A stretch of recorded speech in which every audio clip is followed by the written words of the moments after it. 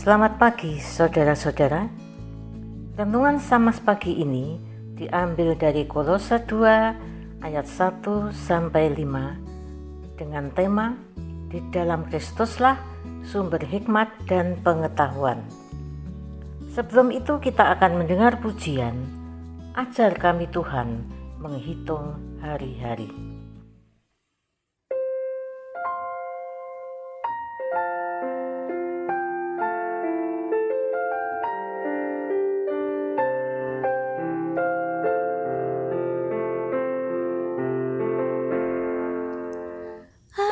Ajar kami Tuhan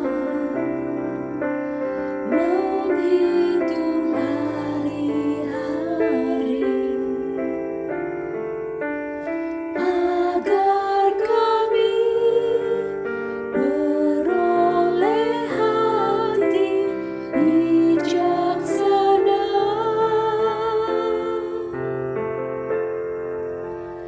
Ajar kami Bapa, hidup dalam jalan-Mu,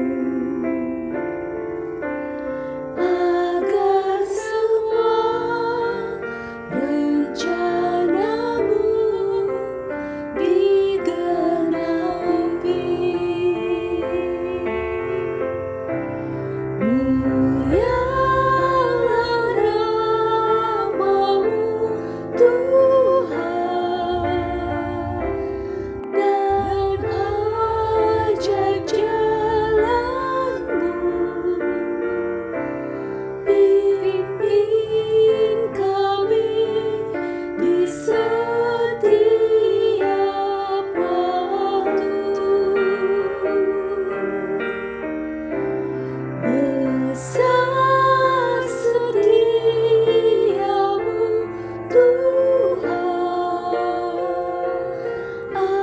agunglah karya-Mu. Yesus, kami bersyukur padamu.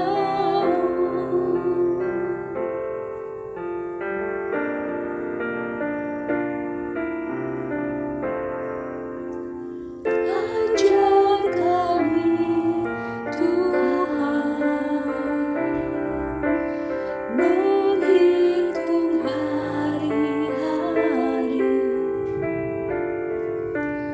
agar kami beroleh hati bijaksana.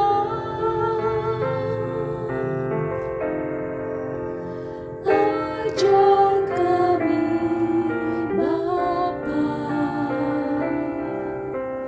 hidup dalam jalan-Mu,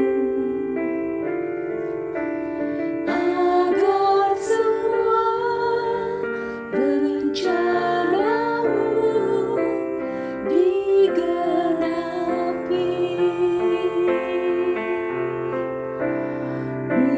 Mulialah nama-Mu Tuhan,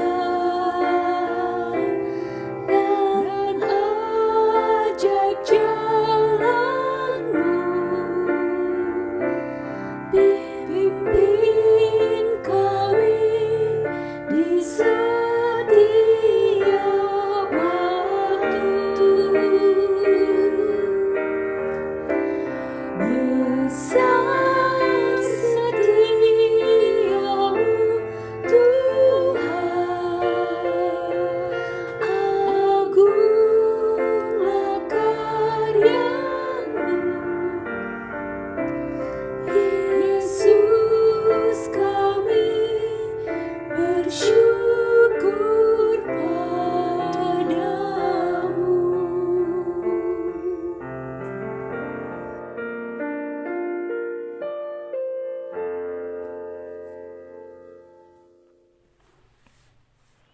Mari kita berdoa. Ya Tuhan, Allah yang Maha Kasih, pagi ini kami datang menghadap hadirat-Mu yang kudus untuk mengucap syukur atas penyertaan-Mu dalam kehidupan kami. Engkau tidak pernah meninggalkan kami sekejap pun, baik dalam suka maupun duka. Karena itulah kami mampu bertahan menghadapi kehidupan yang semakin sulit ini. Dan saat ini kami mohon kekuatan dan pimpinan Tuhan melalui firman-Mu agar kami dapat menjalani hari-hari kami dengan tenang dan sesuai dengan apa yang Tuhan inginkan kami lakukan. Dalam Kristus kami berdoa. Saya akan bacakan firman Tuhan dari Kolose 2 ayat 1-5 demikian. Karena aku mau supaya kamu tahu betapa beratnya perjuangan yang kulakukan untuk kamu dan untuk mereka yang di Laodikia dan untuk semuanya yang belum mengenal aku pribadi, supaya hati mereka terhibur dan mereka bersatu dalam kasih, sehingga mereka memperoleh segala kekayaan dan keyakinan, pengertian, dan mengenal rahasia Allah, yaitu Kristus.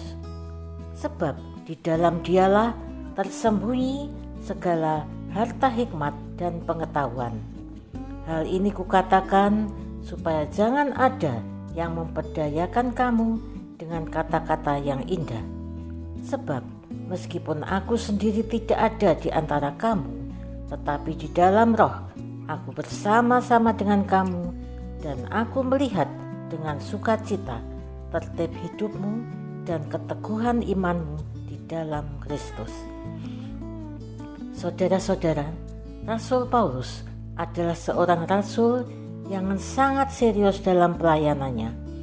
Dalam perikop ini, kita bisa melihat kepedulian Rasul Paulus yang sangat besar kepada jemaat di Kolose. Padahal Paulus belum pernah ke Kolose, dan jemaat Kolose bukanlah jemaat hasil pelayanannya. Akan tetapi, Paulus sangat memperhatikan jemaat di Kolose dengan seksama, seolah-olah itu adalah jemaat yang menjadi tanggung jawabnya. Ayat 1. Kepeduliannya yang sangat mendalam terhadap jemaat di Kolose itu sampai menimbulkan pergumulan di dalam hatinya, membuatnya tersiksa dan terus-menerus khawatir atau takut bila jemaat Kolose kena pengaruh ajaran yang tidak benar. Kenapa demikian?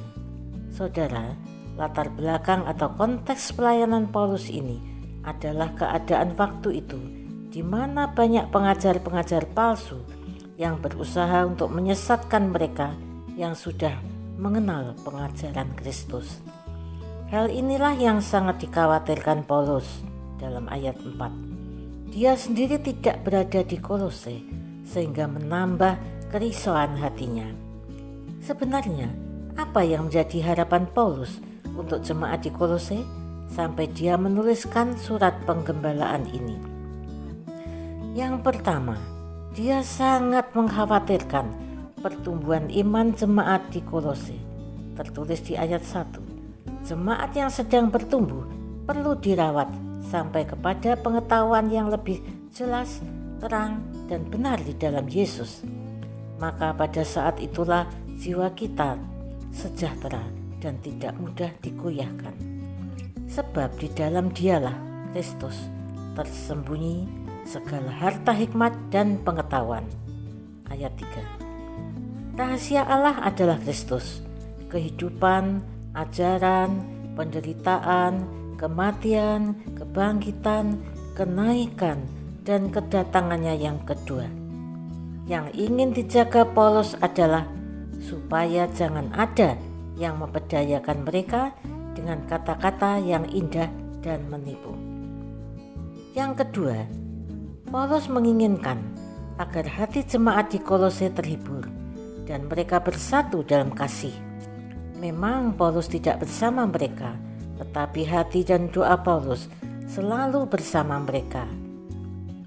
Dalam roh aku bersama-sama dengan kamu, itu tertulis dalam ayat 5. Bersatu dalam kasih, hal inilah yang diutamakan Paulus, bukan yang lainnya. Misalnya supaya mereka sehat, gembira, kaya, hebat, dan makmur. Semakin akrab kita bersekutu dengan sesama orang Kristen, semakin ada keterikatan, kehangatan, dan kasih kudus yang mempersatukan. Hal yang ketiga yang diinginkan Paulus adalah walaupun mereka tidak berada di satu tempat berjauhan, tetapi di dalam persekutuan dengan iman, pengharapan, dan kasih yang kudus, kita dapat merasakan kesatuan dalam roh. Sebab persekutuan orang-orang kudus adalah perkara rohani.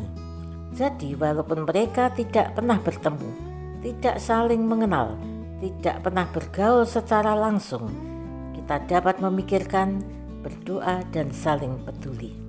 Rupanya hal inilah yang telah dilakukan Paulus dalam penggembalaannya terhadap jemaat di Kolose. Saudara-saudara, dalam masa pandemi ini, banyak hal yang menghalangi kita sesama jemaat untuk berjumpa secara fisik. Banyak kegiatan gereja yang terpaksa ditiadakan karena hal ini. Tetapi, apakah hal ini akan menghambat kegiatan atau pertumbuhan rohani juga terhalang? Tentu saja tidak. Justru keadaan ini memicu kreativitas para hamba Tuhan untuk melakukan inovasi-inovasi baru yang bermanfaat. Kita dapat melakukan pelayanan tanpa tatap muka, seperti apa yang dilakukan Rasul Paulus kepada jemaat di Kolose. Kita dapat saling memperhatikan dengan menelpon, saling mendoakan, saling berbagi berkat dengan cara kita masing-masing. Dalam pelayanannya, Paulus sering menganalogikan apa yang dilakukannya seperti orang yang sedang berlomba. Ini sangat menarik, saudara, karena dengan berlomba ada target yang harus dicapai, yaitu garis finish. Ada semangat yang mendorong untuk bekerja dengan giat, dengan rajin untuk mencapai tujuan. Saudara, di dalam Olimpiade Barcelona 1992, Derek Redmond, pelari asal Inggris, dikenal bukan karena memperoleh medali emas, tetapi karena semangat juang yang luar biasa untuk mencapai garis finish. Redmond adalah sosok yang akrab dengan cedera. Untuk bisa tampil di Olimpiade 1992, dia sudah menjalani 8 kali operasi. Saat perlombaan, segalanya berjalan baik. Ia memulai start dengan bagus. Bahkan malam sebelumnya ia yakin bahwa dalam lomba nanti dia akan tampil dengan baik. Tetapi apa yang terjadi? Kira-kira 150 meter perlombaan berlangsung, Redmond menyadari bahwa ada yang tidak beres dengan tubuhnya. Urat-urat lutut kanannya bermasalah dan laju larinya pun terhenti. Para pelari lainnya pun dengan cepat meninggalkan Redmond dan mencapai garis finish. Perlombaan semifinal 400 meter telah usai dan pemenangnya sudah ada. Namun bagi Redmond, lomba belum selesai. Setelah beberapa saat duduk berlutut, Redmond bangkit dan kembali berlari. Sejumlah petugas memintanya untuk berhenti, tapi Redmond tidak peduli. Ia terus berlari menuju garis finish. Ia berkata pada dirinya sendiri bahwa ia tidak boleh keluar dari Olimpiade dengan cara seperti ini. Dengan menahan rasa sakit, ia melanjutkan larinya sampai garis finish. Dan ternyata perjuangan itu bukan hanya milik Redmond, tapi juga milik ayahnya, Jim. Ketika Jim tahu keadaan Redmond, ayahnya Jim segera masuk ke dalam arena untuk membujuk Redmond supaya berhenti. Tetapi Redmond menolak. Kata ayahnya, kalau begitu mari kita mencapai garis finish bersama-sama. Gemuruh tepuk tangan pun memenuhi stadion.